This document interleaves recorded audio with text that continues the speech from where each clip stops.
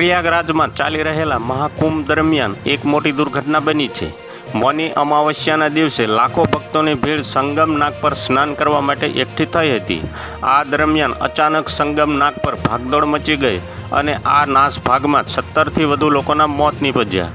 જ્યારે મેળા પ્રશાસન દ્વારા અત્યાર સુધીમાં ફક્ત 17 લોકોના મોતની પુષ્ટિ કરવામાં આવી રહી છે।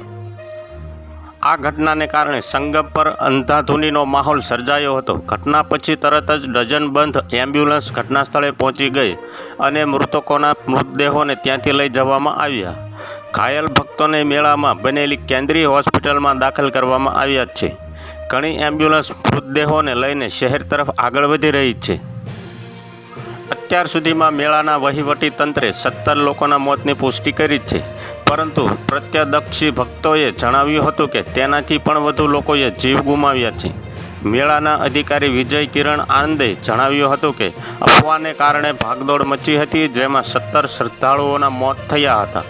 50થી વધુ લોકો ગંભીર રીતે ઘાયલ થયા છે। તે બધાને મહાકુંભ નગર સ્થિત સેન્ટ્રલ હોસ્પિટલમાં દાખલ કરવામાં આવ્યા છે।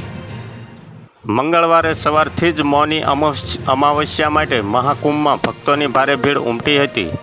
બપોરે બેકાબુ ભીડે ઘણી જગ્યાએ બેરિકેડ્સ પણ તોડી નાખ્યા।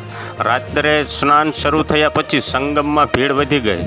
સંગમ કિનારા પર અને તેની આસપાસના લાખો ભક્તો એકઠા થયા।